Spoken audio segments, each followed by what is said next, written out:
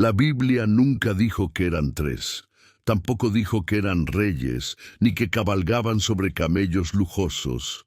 Y uno de los regalos ofrecidos al recién nacido Jesús, ese niño que el mundo celebra, en realidad anunciaba silenciosamente su muerte. Mientras el espíritu navideño ilumina las calles, esta historia bíblica comienza con una advertencia profunda.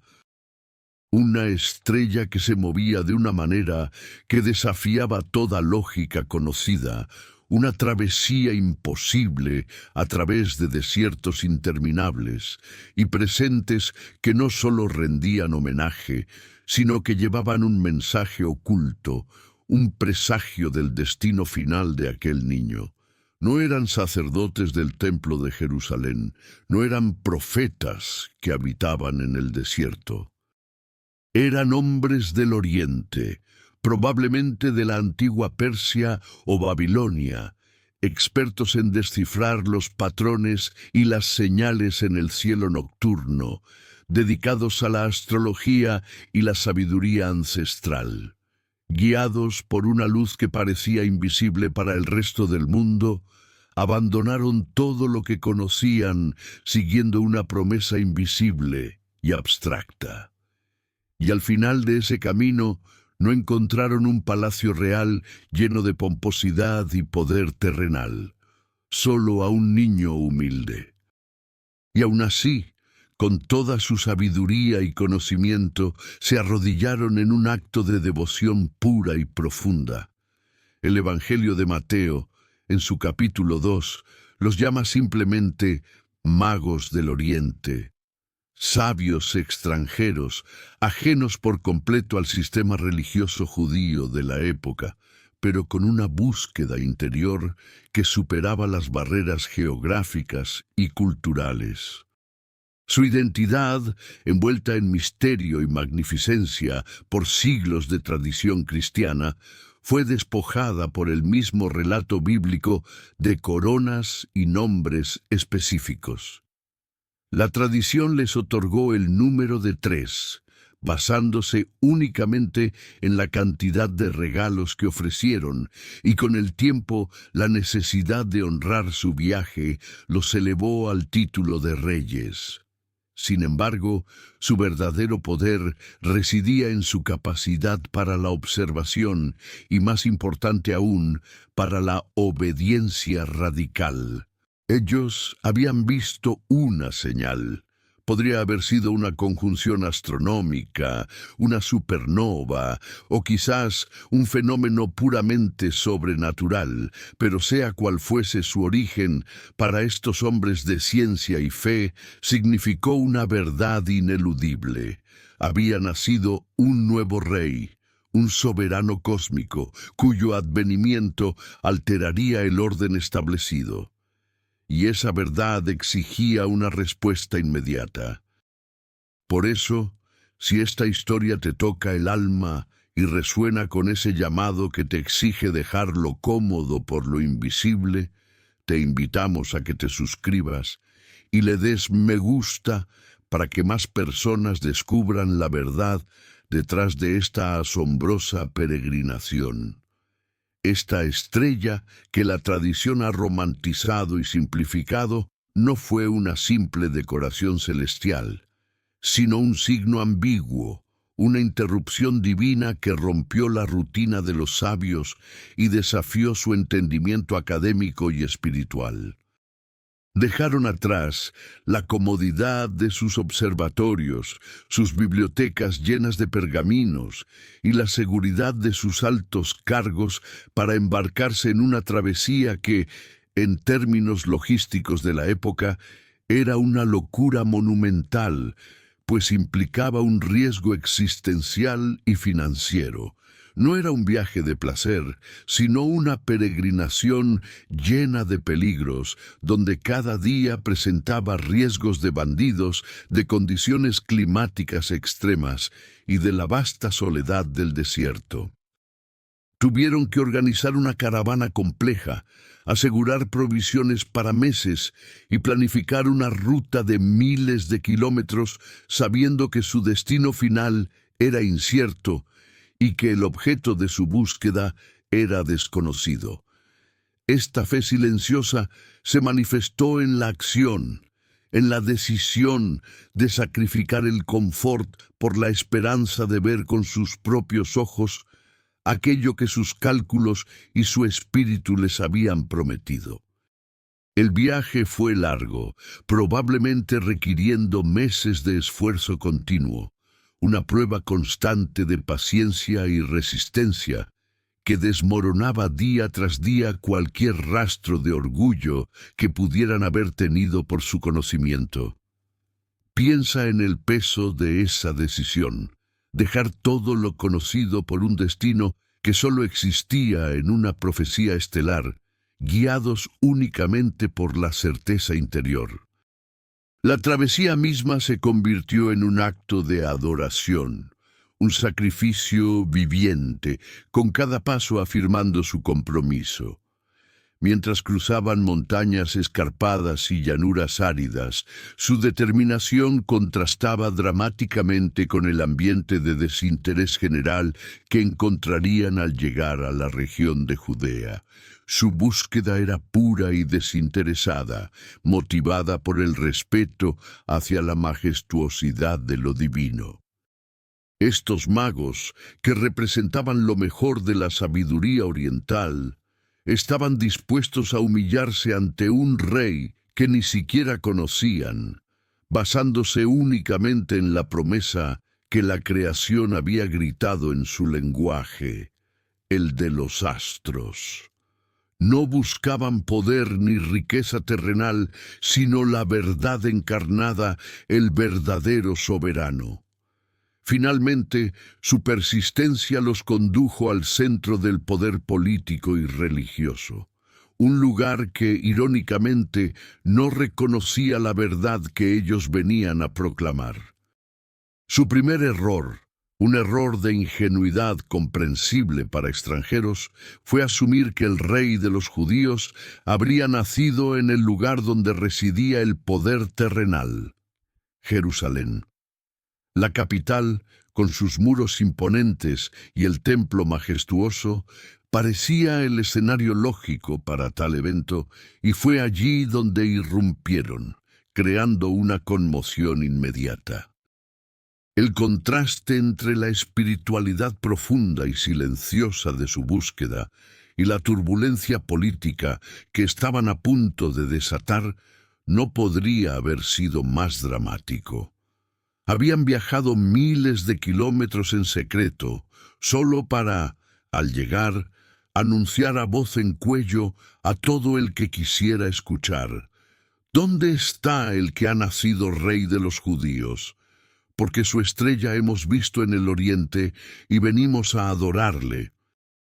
Su pregunta, hecha con la inocencia de quien solo busca la verdad, resonó como un trueno en los pasillos del poder del tiránico rey Herodes, provocando que todo Jerusalén se turbara junto con él, una reacción inmediata y letal que pondría en grave peligro la vida del niño que venían a honrar sin que los sabios lo sospecharan en ese instante. El efecto de su inocente pregunta fue instantáneo y devastador para la estabilidad política de la región, una demostración de cómo la verdad simple puede desmantelar el poder complejo. La noticia de que un nuevo rey había nacido, un heredero legítimo del linaje de David, según la profecía, aterrorizó al rey Herodes. Él era un monarca paranoico, famoso por su crueldad y por haber asesinado a varios miembros de su propia familia para asegurar su trono. Herodes, que era rey solo por designación romana y no por derecho dinástico, veía en la llegada de esos sabios extranjeros y en su anuncio público una amenaza directa y existencial a su autoridad.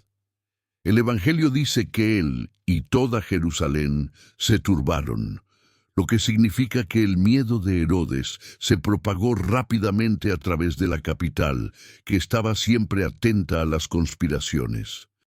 La ironía era dolorosa. Mientras unos extranjeros viajaban miles de kilómetros para adorar la verdad, el pueblo escogido y sus líderes vivían en el temor o en la indiferencia ante la misma verdad. El poder terrenal siempre teme a la luz que revela su ilegitimidad. El astuto Herodes actuó con rapidez y disimulo, pues su única meta era asegurar la eliminación de cualquier rival potencial al trono. Convocó de inmediato a la élite religiosa de su corte, los principales sacerdotes y los escribas, aquellos eruditos cuya principal función era conocer y preservar las Escrituras. Herodes les preguntó el lugar exacto donde, según las profecías sagradas, el Mesías, el Cristo, debía nacer. Este momento es de una tensión profunda, ya que revela la hipocresía de los líderes religiosos que tenían la llave del conocimiento, pero carecían de la fe para actuar. Ellos sabían la respuesta, la citaron sin titubear, haciendo referencia al profeta Miqueas, cuyo texto señalaba a Belén de Judea. La sabiduría profética, encerrada en los pergaminos por siglos, fue obligada a salir a la luz no por la fe de sus custodios, sino por la paranoia de un rey pagano y la pregunta de unos astrólogos extranjeros. Es un recordatorio de que saber la verdad no es lo mismo que vivirla o buscarla. Una vez que los magos, ingenuos ante la política cruel de Judea, proporcionaron la información que Herodes necesitaba, el tiempo aproximado en que la estrella había aparecido, lo que indicaba la edad probable del niño, el rey organizó un encuentro privado lleno de falsas atenciones y palabras melosas. Herodes, fingiendo una devoción que estaba a miles de kilómetros de su corazón asesino, les rogó que continuaran su viaje a Belén y que, una vez que encontraran al niño, regresaran a Jerusalén para informarle con exactitud del lugar. Su excusa era piadosa, para que yo también vaya y le adore. Este acuerdo peligroso puso a los magos, hombres de un solo propósito, en el centro de un complot político que superaba con creces sus preocupaciones astronómicas. Su única protección en ese momento residía en la providencia de aquel a quien buscaban, aunque ellos no lo supieran. Ellos, que solo querían adorar, se habían convertido en involuntarios espías en el juego de tronos del Medio Oriente. El contraste entre los personajes en esta escena de Jerusalén es impactante. Por un lado, Herodes, el falso adorador, cuyo corazón albergaba la máxima crueldad, buscando información para matar. Por otro lado, los magos, los verdaderos adoradores, dispuestos a gastar sus vidas y sus fortunas por encontrar al rey. Y en tercer lugar, los líderes religiosos que poseían la verdad en sus manos, la citaban correctamente, pero permanecían sentados en la comodidad de la capital, sin ningún interés en caminar los escasos 9 kilómetros que los separaban de Belén para verificar si las Escrituras se estaban cumpliendo en ese instante. Esta indolencia espiritual es a menudo un mayor obstáculo para la fe que la incredulidad abierta. La obediencia tiene un costo, y para los líderes de Judea ese costo era demasiado alto. En cambio, para los magos, el costo de la desobediencia y la inacción era impensable. Comenta aquí abajo, ¿qué precio estás dispuesto a pagar por la verdad que ya conoces? Así, Los magos dejaron la opulencia y la atmósfera enrarecida y tensa de Jerusalén, dejando atrás a Herodes y a los líderes que no se movieron, y se dirigieron hacia Belén, la ciudad de David. El Evangelio de Mateo registra que, al salir de la capital, ocurrió un milagro de guía que renovó por completo su esperanza y confirmó la dirección. La estrella que habían visto en el oriente, esa luz misteriosa que había iniciado toda la peregrinación, apareció de nuevo y comenzó a guiarlos, moviéndose delante de ellos. Este reencuentro con el signo celestial debió ser un momento de éxtasis y alivio indescriptible. Después de la tensión en Jerusalén, después de la amenaza no revelada de Herodes, y después de meses de desierto, la aparición de la estrella les demostró que no estaban solos, que su búsqueda había sido reconocida. La estrella los llevó con precisión, no a un palacio, no a un cuartel militar, sino al lugar exacto donde el niño Jesús estaba con su madre María. La búsqueda había terminado. El reaparecer de la estrella fue un bálsamo para el alma de aquellos viajeros exhaustos y espiritualmente tensos, un faro que disipó la oscuridad política de Jerusalén. El Evangelio relata que, al ver la estrella, se regocijaron con muy grande gozo.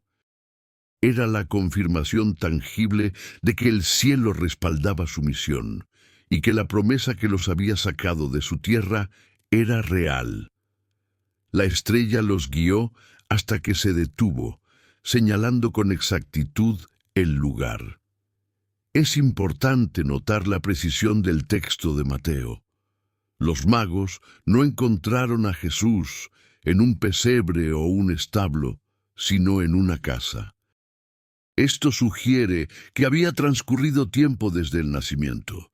Probablemente varios meses, quizás hasta un año o dos, lo que concuerda con la reacción posterior de Herodes. La escena no era la de la natividad inmediata, sino la de una familia joven ya establecida en Belén.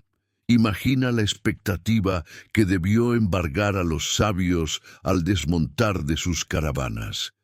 Finalmente, después de todo el peligro y el sacrificio, estaban a punto de ver al soberano del universo. Cuando los magos entraron en la casa, encontraron al niño Jesús con María, su madre. El contraste entre la grandeza de su búsqueda y la sencillez del encuentro final debe haber sido chocante. Estos hombres de alto linaje y gran conocimiento, acostumbrados quizás a la pompa de las cortes reales persas, encontraron al rey de los judíos no en la majestuosidad esperada, sino en la humildad de un hogar modesto en una pequeña aldea. Sin embargo, su reacción fue inequívoca e inmediata. En lugar de mostrar decepción por la falta de palacio o de séquito real, ellos reconocieron la realeza superior que emanaba del niño. Mateo relata que se postraron y lo adoraron.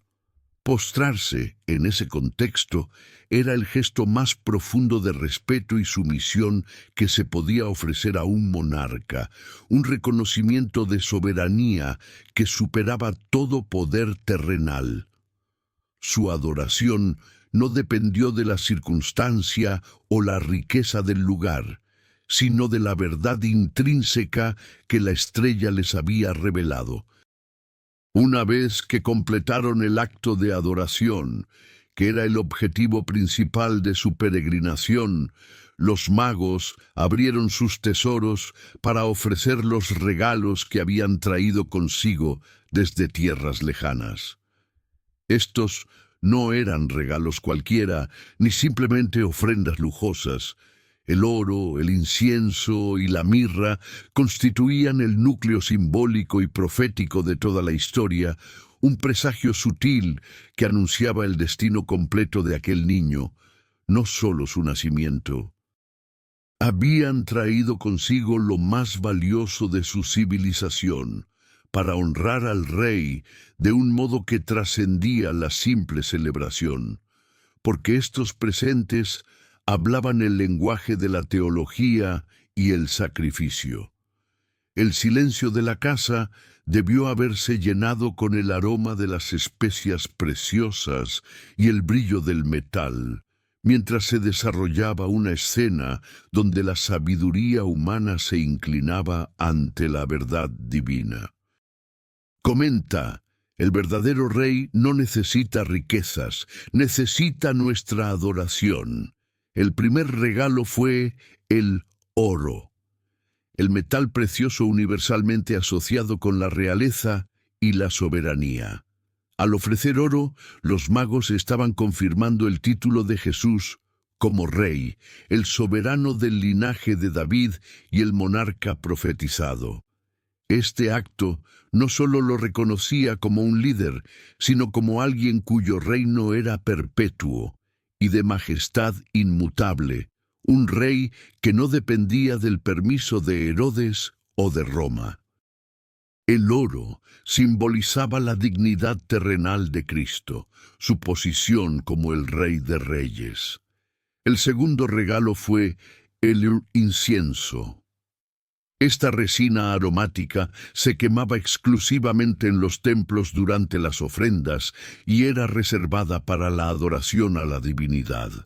Al ofrecer incienso, los magos reconocían la naturaleza divina de Jesús, su identidad como Hijo de Dios, el sumo sacerdote celestial.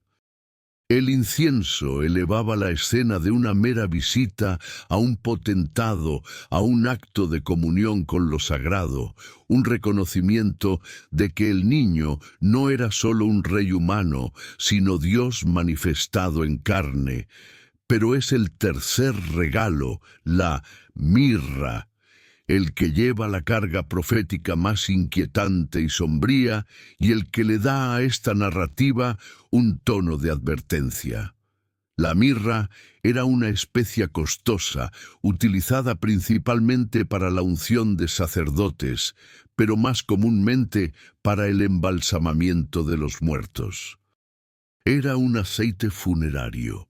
Al ofrecer mirra, los magos no estaban solo celebrando la vida, sino que estaban anunciando proféticamente el sufrimiento y la muerte que Jesús enfrentaría. La mirra predijo su destino de sacrificio, que culminaría en la cruz y la tumba.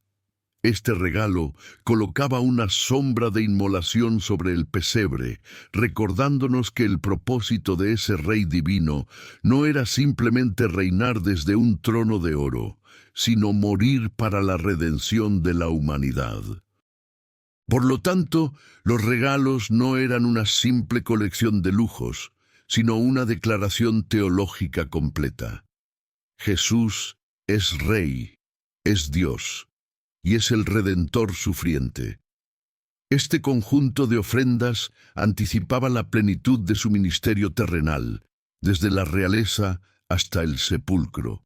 Habiendo completado su adoración y entregado estos tesoros cargados de significado profético, los magos estaban listos para cumplir su palabra y regresar a Jerusalén, como habían prometido al astuto Herodes. Sin embargo, en la quietud de la noche, mientras descansaban de su larga travesía y de la emoción del encuentro, Dios intervino directamente en su plan. Fueron advertidos en un sueño claro e inconfundible, una revelación divina que les ordenó no volver a Herodes. Esta advertencia es fundamental, pues subraya la providencia de Dios protegiendo al niño Jesús de la maldad del rey, y resalta la obediencia inmediata y silenciosa de los sabios. No hubo titubeos ni deliberaciones. El peligro era evidente si desobedecían, no solo para ellos, sino para el recién nacido. Al recibir la orden celestial, Aquellos hombres de ciencia y sabiduría oriental demostraron que la obediencia a la voz de Dios está por encima de cualquier compromiso político o promesa hecha a un tirano. Su fe no solo los había guiado, sino que ahora los estaba salvando. La obediencia de los magos se manifestó en la acción inmediata y radical. Tomaron otro camino para regresar a su tierra, evitando por completo pasar por Jerusalén y reportar a Herodes. Esta desviación no fue trivial. Implicaba una reorganización de su ruta, un posible aumento de la dificultad y un riesgo de represalias si Herodes descubría su engaño. No obstante, el mandato divino fue la autoridad final. Su partida silenciosa frustró el plan asesino de Herodes, asegurando que el plan de salvación siguiera su curso. Si ellos hubieran regresado a Jerusalén, Herodes habría podido localizar con exactitud al niño, y la historia de Jesús habría terminado allí. La fe de estos extranjeros, su prontitud para obedecer una instrucción recibida en un sueño, se convirtió en el eslabón crucial para la protección del Mesías. Es una lección poderosa. A veces, la mayor contribución a la causa de Dios se da en el anonimato de la obediencia, sin buscar el aplauso público. La historia de los magos nos enseña varias lecciones atemporales sobre la naturaleza de la verdadera búsqueda y adoración.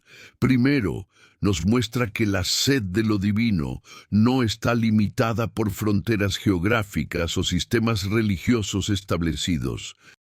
Estos hombres, que no eran parte del pacto de Israel, buscaron a Jesús con más fervor y sacrificio que los propios líderes religiosos que vivían a 9 kilómetros del cumplimiento de la profecía. La fe es, en esencia, una peregrinación personal que exige dejar la comodidad y enfrentar lo desconocido. Segundo, nos enseña que la realeza de Cristo no se mide por el poder terrenal, sino por la verdad intrínseca de su ser. Ellos se arrodillaron no ante un palacio, sino ante la sencillez, reconociendo la grandeza espiritual por encima de la ostentación material. Su acto de adoración fue puro y desinteresado, un modelo para todos aquellos que buscan a Jesús sin condiciones ni expectativas egoístas. Finalmente, la carga simbólica de sus regalos nos deja una reflexión profunda y conmovedora. El oro, el incienso y la mirra son una verdad condensada sobre la misión de Cristo. Él no vino solo a ser adorado como Rey y Dios, sino a morir. La presencia de la mirra en ese momento de nacimiento, al lado del oro real, es un recordatorio de que la gloria de Jesús está inseparablemente ligada a su sacrificio. El destino final del niño, la cruz, estaba profetizado en el regalo que yacía a sus pies. Esta es la esencia de la fe cristiana. La vida plena es inalcanzable sin el reconocimiento del sacrificio. La Navidad, por lo tanto, no es solo la celebración de un inicio, sino la anticipación de una misión dolorosa, la misión de redención que costaría todo.